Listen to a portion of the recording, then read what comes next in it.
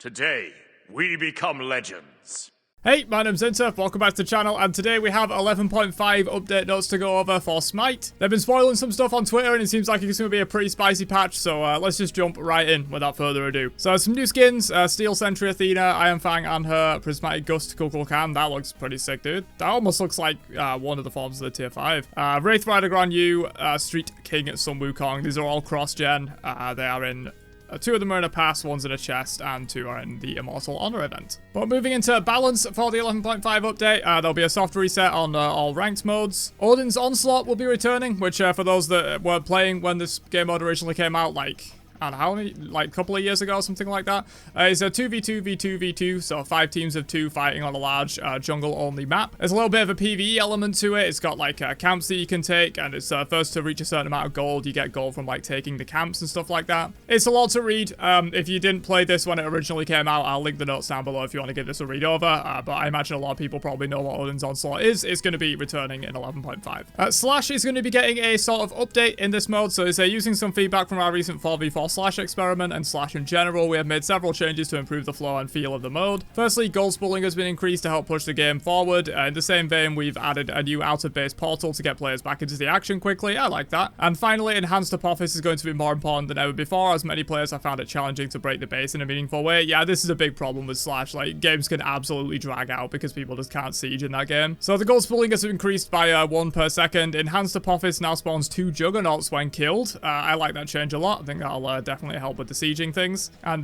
much more unique to Slash's style than just saying like disable towers or give like an EFG buff that removes backdoor protections or whatever. I like that they've kind of kept it thematic with the Slash theme. And yeah, new out-of-base portal is active from the start of the match, and while your team does not have an active Juggernaut, so I assume, you know, you're going to teleport to your Juggernaut if you do have an active one, the portal brings you to the center of your size jungle, and the out-of-base speed boost duration has been reduced from 15 to 10 seconds due to the above change. They have also extended the buff orb pickup lifespans from 30 to 45 seconds, so nothing major for Slash. It's just going to tweak how the game plays a little bit and try and make the game mode a little bit more fast-paced, a little bit more aggressive, and stop those games that end up going like 45-50 minutes just because people can't end the game. New dual bans. The following gods are unbanned. All of these ones. The following gods are now banned.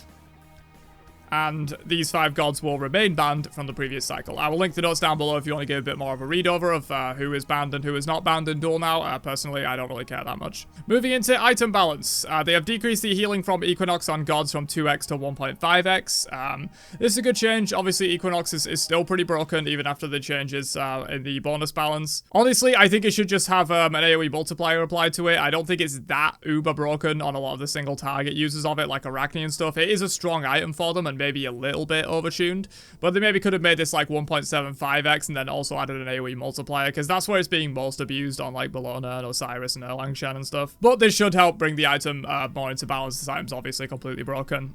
Jotun's Wrath, they have increased the cost by 100. This is fine. I think this makes sense. This item just gives you everything you possibly need as a jungler early on. 20% cooldowns insane, gives flat pen, gives power, has decent glyphs as well. Like, this is just a really good item.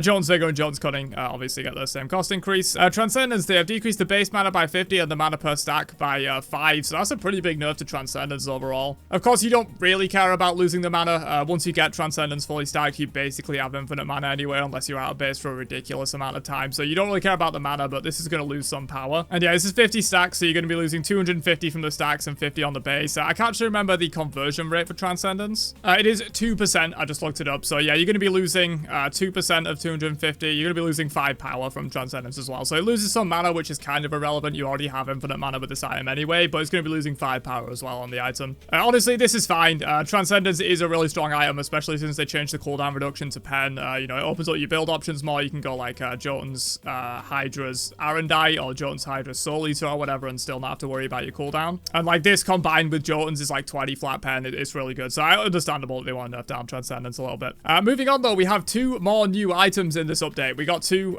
recently. We're going to be getting 2 more now. The first one is Curse Weaver. This brand new item brings a whole new meaning to curses. We have wanted to explore an anti-casting item for a long time. We are very excited to see how players will use it, especially with its unique stat distribution and location in the item tree. So yeah, anti-casting stuff is really cool. I was always a big fan of Old Nox for that reason, so it's cool that they're exploring that with an item. So it builds from Sorcerer's Staff, which is the Warlock Staff tree, 2500 gold, 60 magical power, 250 health, 250 mana. And passive, when hitting an enemy god with a basic attack or an ability, you mark them for 4 seconds. When the max enemy god casts an ability, they take 5% of their max health plus 5% of your max mana as magical damage. And you also heal for 100% of that damage dealt. You may only apply a mark once every 12 seconds, and each time an enemy casts ability within 55 units of you, you reduce the cooldown of the item by 1 second. So this is going to be a difficult one in terms of balance. Who knows how strong this is going to be? The numbers are like all over the place. I mean, 5% max health is going to be like 100 damage on a squishy in the late game. Obviously more on tanks. And then 5% of your max mana, you know, that could probably be similar if you're going for a high mana build and you have like 2000 mana. You got like Book of Thoth and Soul Reaver in there as well, which you probably will want with this kind of an item. You're probably going to be looking at like around 2000 mana as well. So you're probably looking at about 200 damage per proc of this, which is a lot. It is magical damage, so it's going to be mitigated. It's not like tablet or whatever where it's doing true damage, so you are going to be getting that mitigated pretty substantially. But yeah, it's going to be very hard to tell if this is going to be a good item or not. It could be utterly broken, it could be utterly garbage. I honestly have no idea. I think you're going to need a lot of testing and practice with this, because not only is the damage very variable, but like whether it will even proc is very variable. You know, how valuable is a pseudo silence going to be? Is it actually going to stop people casting abilities outright, or are they just going to cast them anyway and take the damage? Who knows? Cool item though. Excited to see this. You could go for an omega proc build now with like this and tablet and book in the same build, and Reaver as well. Also, the stat distribution is pretty good for like Guardian solos or whatever is like one of your main damage items. If you're maybe going like a tablet Guardian solo build with breastplate or whatever, this could be funny for that as well. Oh, I just realized this is 5% of your max health. I thought I said 5% of the enemy's max health. It shouldn't make too much of a difference, but of course this is going to make the item better on tanks. If you got like a 3000 health pool, you're going to be doing 150 instead of 100 with this. So yeah, definitely looks like it's going to be a Guardian solo item, but maybe you could build this on mages, especially if it's maybe a little bit more of a bulky mage like Zhong-Kui or Hades or something like that. They might want this item. Could be especially good for Hades as well, because if they have to use an ability to jump out of your ult or whatever, they at least take this damage and stuff. So yeah, definitely some potential with this item. We'll have to see on the PTS and when it actually releases on whether this is going to be good or not. Moving on though, we have Duality, which is a really cool, crazy item. So builds are about to get a whole lot more interesting. With Duality, gods who were once unable to buy specific items due to their lack of damaging abilities are now free to go any style of build they want, so long as they've got this brand new item with them. So this build's from Balance Blade, which is the kin size tree. 2700 gold, 40 power, 15% attack speed. Once every 5 seconds, your next basic attack has half of its damage converted to physical ability damage. And of course, this damage can trigger ability item effects. So this is absolutely crazy. There's going to be so much potential with this item, I feel. Obviously, it is only once every 5 seconds. It's not going to be every single basic attack being able to proc ability item effects. But there's definitely got to be some crazy stuff you can do with this. Crusher is one that comes to mind. You know, Crusher already has like hybrid attack speed and ability power like stats and effects on it already. So Crusher's probably going to be really good with this. Just being a proc Crusher on all of your basic attacks. Maybe on like a Osiris, if you build like double shield build with Glad Shield and Circus Shield, then you buy this as well and you're proccing Glad Shield on your autos. That could be funny. Heartseeker, another great one that could work. Just proccing Heartseeker once every 5 seconds on your autos. It's going to be weird to see how this goes. I've got a feeling it's not actually going to be that great of an item, but I think it's really interesting to say the least. Probably going to be best on like your ability basic attack hybrid hunters, or maybe on some assassins as well. You know, like Ula would love this item, Skadi will probably love this item, just to be able to proc your Crusher and your Heartseeker that you're already building just a little bit more often with your basic attacks. Thinking about it though, there's probably not that many crazy items that you could proc with this, because it is limited to physicals. You're not going to be able to proc like Tablet and Reaver and all this stuff, because you can't build this on magicals, which I think honestly is maybe a little bit of a sad time, but I guess there aren't that many magicals that will want to use auto attacks to trigger ability effects anyway. It'd mainly just be for like magical ADCs and maybe a small handful of Guardians. Even so, this is a very interesting item. Definitely going to be trying this out. Looks like a lot of fun. So moving on, Cursed Orb, they have decreased the cost by 100 and decreased the cost of Doom Orb by 150. This is kind of a crazy change, man. I feel like Doom Orb is pretty good at the moment. Like, yeah, it's kind of getting out competed by like Flat Pen Rush and Book of Thoth at the moment, but like this thing does have Flat Pen on it. It's kind of expensive to get online and stuff, but you don't have to stack it or anything. It's just a little bit of a specific item, I guess. You know, not every single mid laner really wants that movement speed that you're going to be getting from this, but some do, and they use it really well, so it should be a lot better for Doom Orb users in mid. Cyclopean Ring, they have increased the passive damage from 8 to 9% of max health and decreased the cooldown by 2 seconds. I think this item is really good, honestly, but I can understand why they're buffing it, because magical ADCs have been so bad for so long. You know, you have to do something. Like every single magical ADC is bad, which probably means their builds are bad, and that is what it means. Their builds are pretty bad at the moment. Cyclopean Ring, I think, is one of the better items they have access to. I maybe would have liked to see them buff up Telekind's Ring to like kind of allow them to compete early game with the Hunters by giving them a really powerful Telekind's Ring. I think that may have been a better approach, because I do think Cyclopean Ring already is a really good item, but yeah, they're buffing that substantially. Maybe magical ADCs can come back a little. Speaking of, they have also decreased the cost of Bancroft's Talon by 100, and Nimble Bancroft gets the same change, and they have also added 2 basic attack power per passive stack on the Nimble Bancroft's Talon. So this is maximum of 20 stacks, so you're going to be getting an extra 40 basic attack power when you've got this maximum stacked up. So maybe this will be a little bit better of an option for magical ADCs now. People weren't really going this before, but maybe when you've got an extra 40 basic attack power added onto it, it becomes worth it for magical ADCs. Bancroft's Claw gets the same 100 gold cost decrease as well. Blackthorn, they are buffing it. That is crazy to me. I think this item is already really good. This now has 40 power on it and 350 health. What's their reasoning for this? The Soul Lane Warrior meta has had some significant shifts recently with the addition of Equinox, so basic attack focus cards in 11.5 were attempting to rebalance this shift with a small buff to Blackthorn Hammer, primarily used by ability-based warriors in the Soul Lane. This is 1000% going to start getting built on junglers, by the way. 40 power is extremely competitive in terms of other items that they will be building, and you also get just like a shitload of health that makes you really tanky. But yeah, for ability-based Soul Laners, this will also probably be pretty good. I've even been experimenting with rushing this on some like Soul Laners like Mulan and stuff like that want a little bit more aggression in the lane, and I think it's already really good. This thing having 40 power is kind of nuts, 350 health as well. Like, this is almost back to the days where, like, before the stat squish, where Blackthorn was 400 health. I kind of understand why they're doing it, because obviously auto-attack warriors have been pretty dominant in solo for a while now, and Equinox just made that even worse, especially with Bellona. But I feel like nerfing Equinox and putting an AoE multiplier on it would just fix the problem anyway. Like, yeah, Bellona will probably still be strong, but they have given Bellona some specific nerfs as well. I feel like those nerfs in combination with an AoE multiplier on Equinox, so it's not so broken on like Bellona and Langshan and Osiris and stuff. I feel like that would solve the problem. You don't necessarily need to do this to Blackthorn Hammer. I think it's going to be insanely good now. Probably rush this in solo, probably throw it in your jungle builds as well. Warding Sigil is getting a change so that it can be built on all gods now. So they've removed the health, they've added 20 magical power, and increased the physical protection by 5. So Guardians can build Warding Sigil now in solo. Will they build it? Probably not. It is a really good item, but the thing is, Guardian solos, they kind of rely on that Conduit gem, or maybe even the Vamp Shroud if you're like an RTO or whatever. So I'm not sure if they would even want to build Warding Sigil in solo anyway, but it is an option for you now. For the tier 3s, they've removed the health from both of them, they've added power to both of them, and they've increased the protections on both of them as well.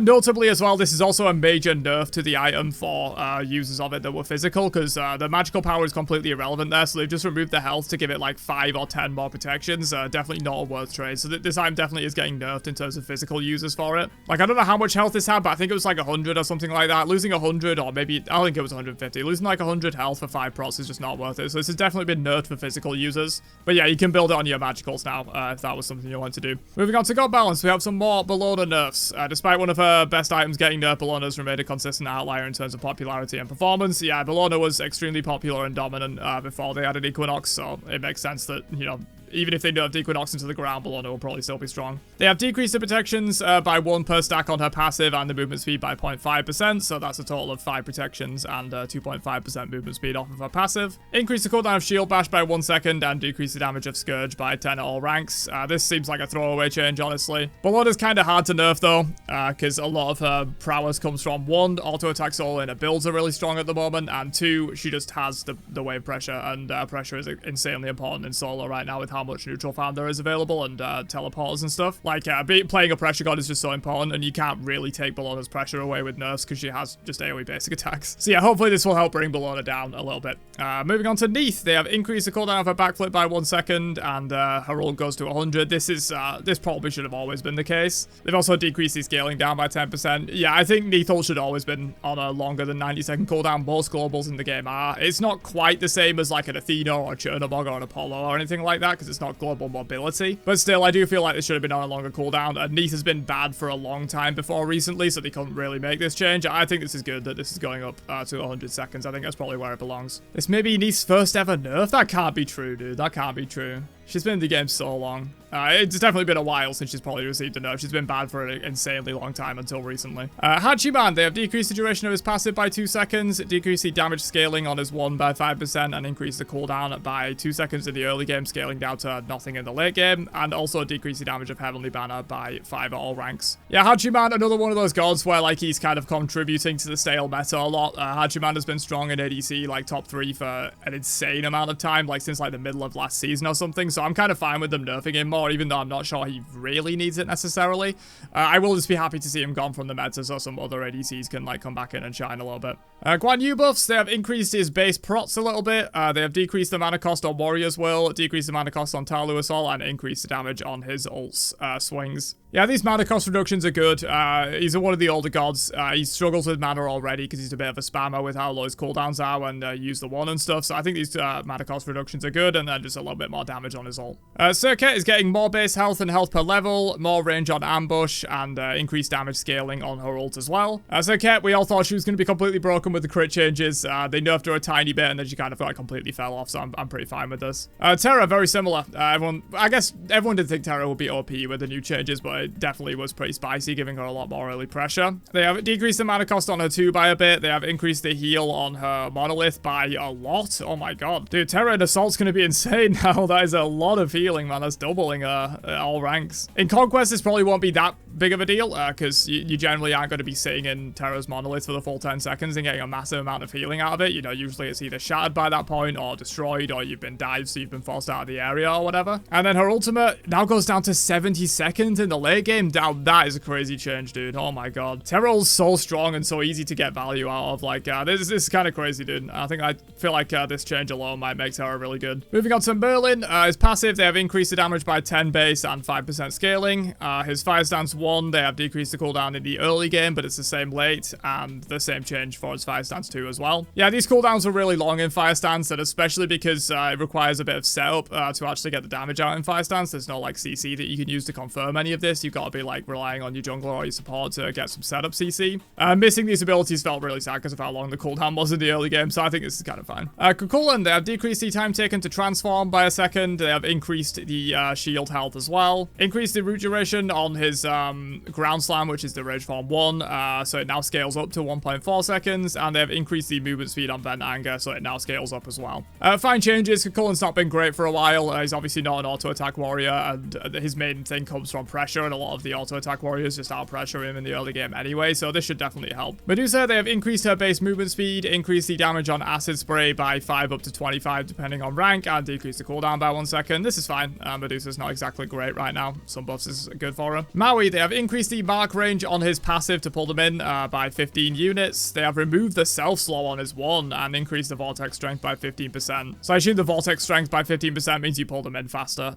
So that's pretty crazy changes, dude. Maui's 1, like, if you get hit by that without beads, you are very sad, and now it's going to be a lot easier to get hit by it, and you're going to get pulled in more. Mystical Lure, they have decreased the cooldown in the early game. This is fine. And Landfall has now been reset back to 90 seconds. That's not a change I love. You probably couldn't just do 100 seconds because it's not really even a buff, but I do feel like this kind of such a powerful, impactful ultimate should be on 100 seconds. There's a lot of other Maui buffs here as well. I feel like Maui's going to be good now. Yumiya can now rotate during the pre-fire of his 2. This change should have been made when they initially did like the camera unlocking. I don't know why it wasn't, so this is good. The double hit area on Hera's 1 has been increased a little bit as well, so you can more consistently get that damage out in like melee range, I guess. Osiris's 2 can now be cast inside of walls. This is good. I think almost every ability in the game that's like a ground target like this should be able to cast inside of walls, just because it's really annoying if like the center of the target was slightly clipping a wall and you would have hit them, but it just doesn't let you because it's in a wall. Moving into some major god balance, which are sort of like more spicier changes. For Olorun, they have increased the critical chance cap from 70 to 100, so you can go up to 100% crit chance with him now. They have also increased the damage of his crits from 30% to 40%, and the power requirement has been increased as well by 10 to 12.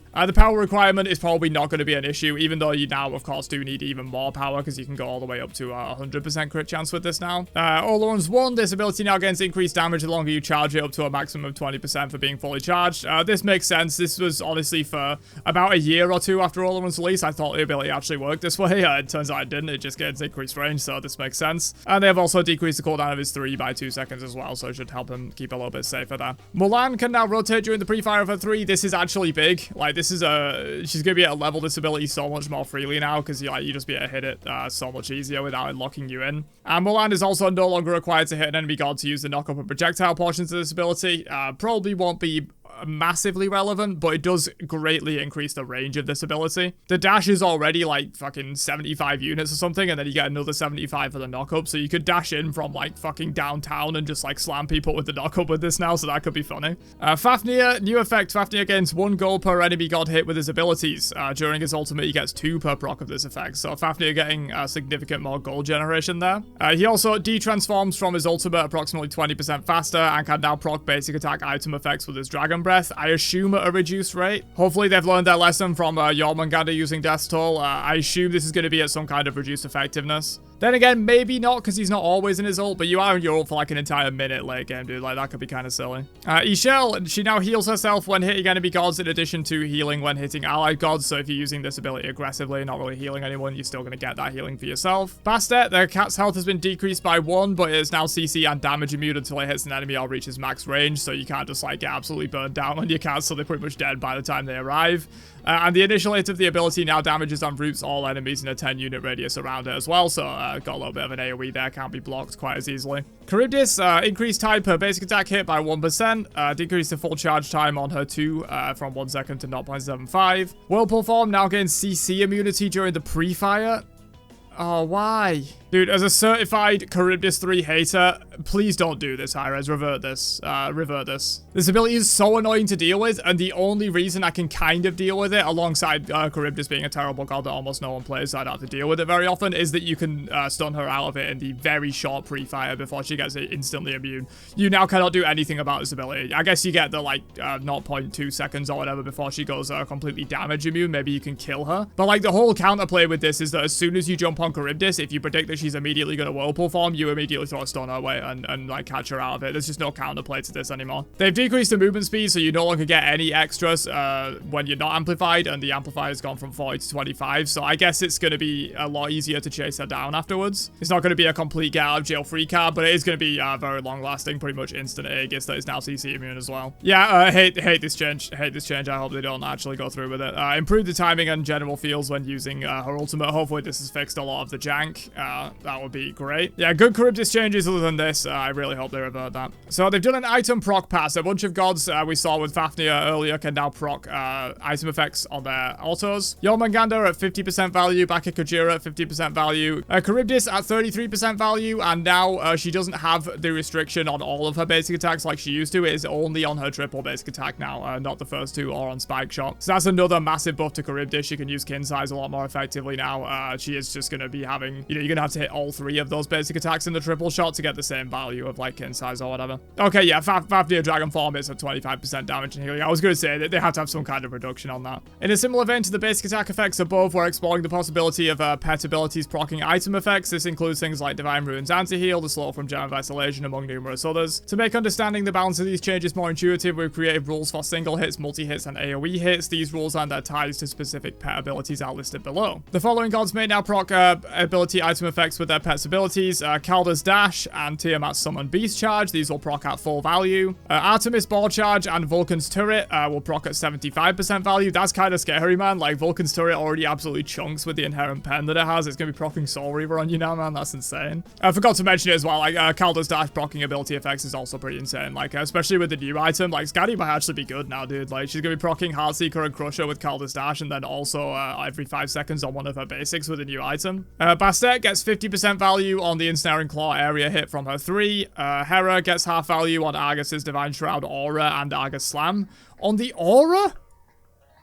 What? Doesn't this thing tick like 2 times a second? Yeah, I just checked it. This ticks twice a second over 10 times total over 5 seconds. That is completely busted. That should not be at 50%. That should be at 10% or something. The Argus Slam is completely fine because he doesn't do the slam all that often. The Divine Shroud Aura is going to be absolutely nutty, dude. You're proccing Soul Reaver only at half value, but you're proccing Soul Reaver at full value every second on someone that you've just put Argus on. That is going to be completely nutty. Obviously, you get reduced value on future Soul Reaver procs and stuff like that, but that's going to be insane. New Clay Soldier dashes also apply this at 50%. This is probably fine. Of course, you do get multiple hits of this with one cast of Clay Soldiers, but it's not like Argus Divine Shroud Aura level where it procs 10 times in one ability.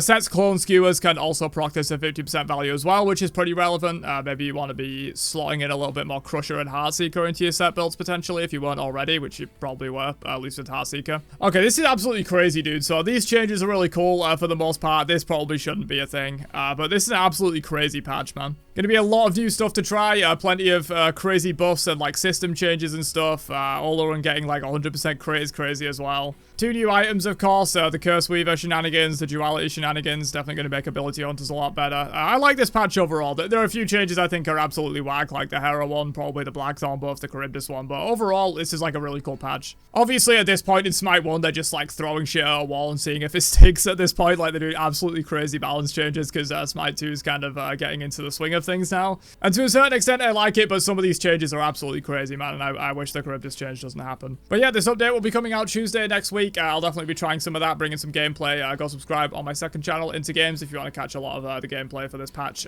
when that drops. And I will catch you guys in another one later on. Have a great day, and peace out, you nerds.